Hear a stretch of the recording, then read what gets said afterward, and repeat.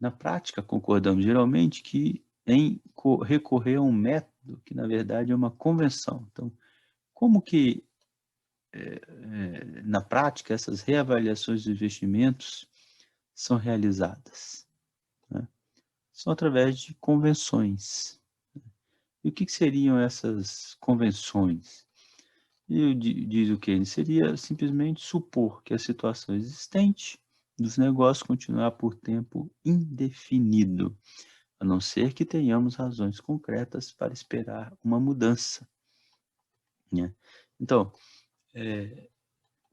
o que ele está querendo dizer é que quando nós estamos num ambiente de incerteza e que as informações que podem impactar a renda, né, esperada dos ativos não é plenamente conhecida, o nosso comportamento vai ser um comportamento convencional. Extrapolar o que a gente conhece, seguir o que os outros pensam, né? Seguir o ambiente social em que a gente participa, a opinião média. Então, vai dizer, o nosso conhecimento atual não nos fornece as bases suficientes para uma esperança matemática calculada.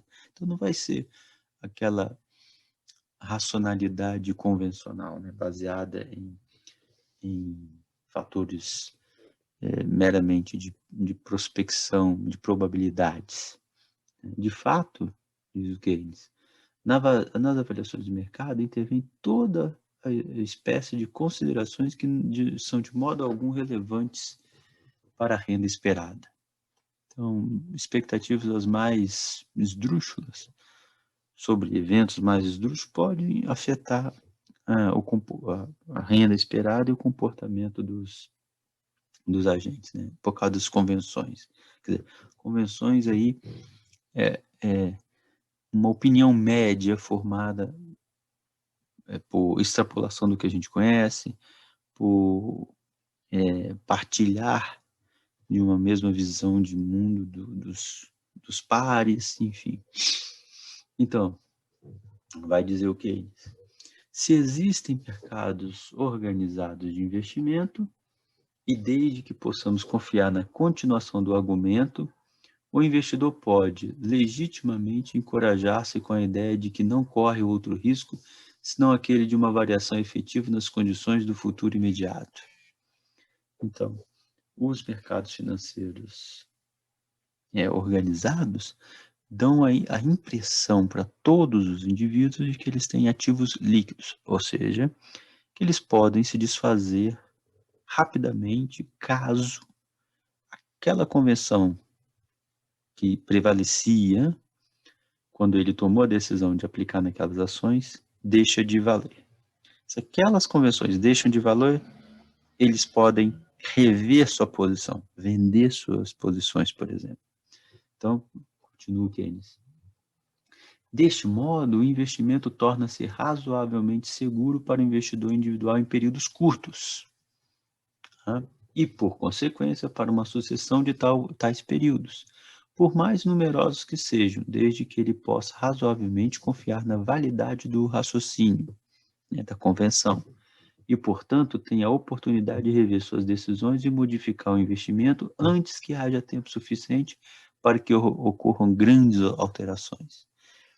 Então, assim, os investimentos que são fixos para a comunidade tornam-se líquidos para os indivíduos. Então, veja só, os indivíduos continuam com incerteza sobre o futuro, mas agora, com os mercados organizados, eles podem se basear nas convenções, para que lado que vai o preço dos ativos.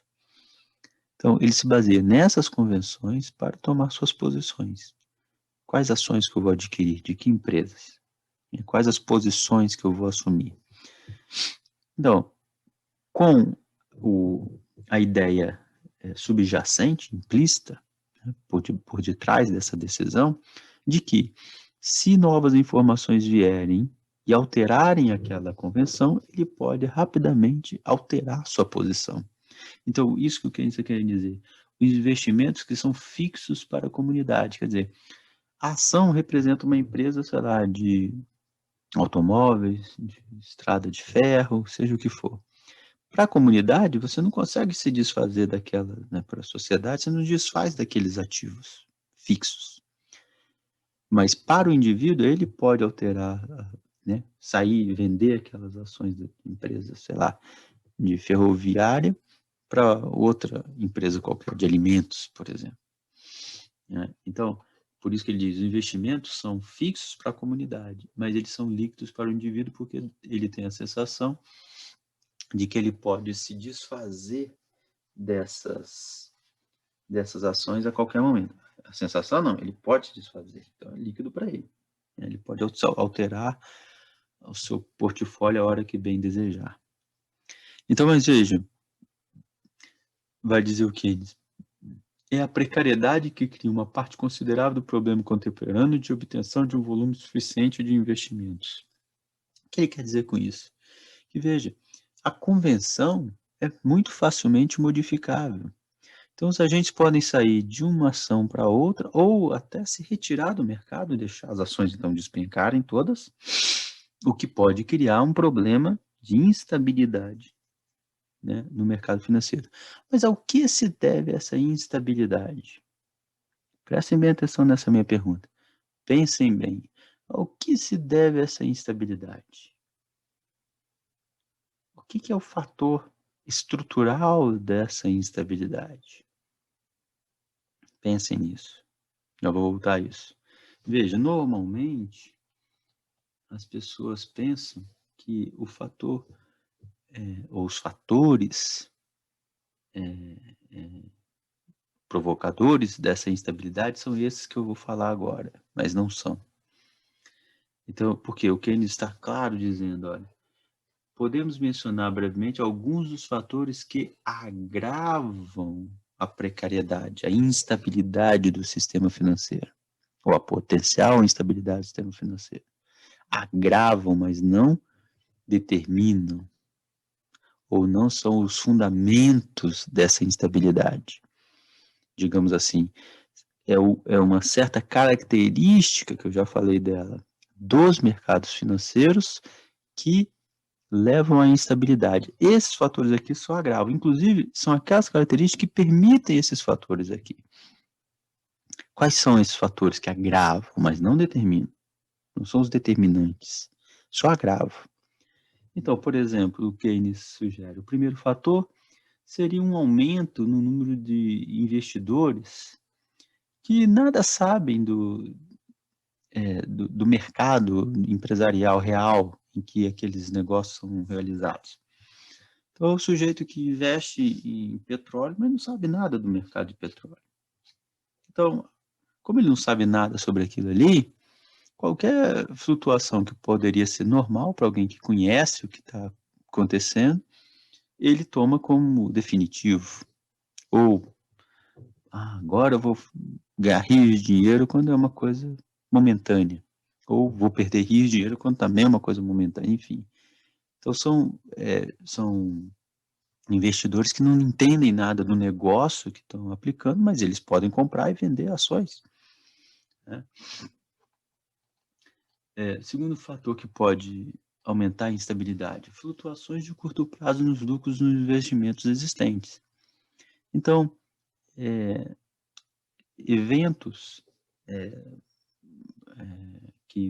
que afetem o desempenho das empresas, mas que são de curto prazo, pode levar a gente, né, pessoas a investirem mais ou desinvestirem naquelas ações que estão sendo momentaneamente mais lucrativas ou menos lucrativas.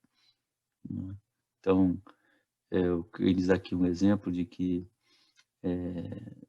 lucros sazonais, né, que ele fala, que na Inglaterra,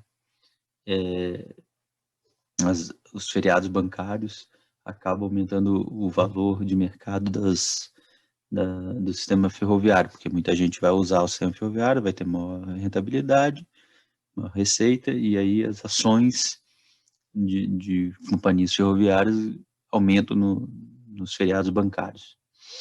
Quer dizer, não faz sentido isso, né? Mas, faz sentido, mas enfim, É um, é um, são fatores que não deveriam ter tanta importância assim para o investidor, né?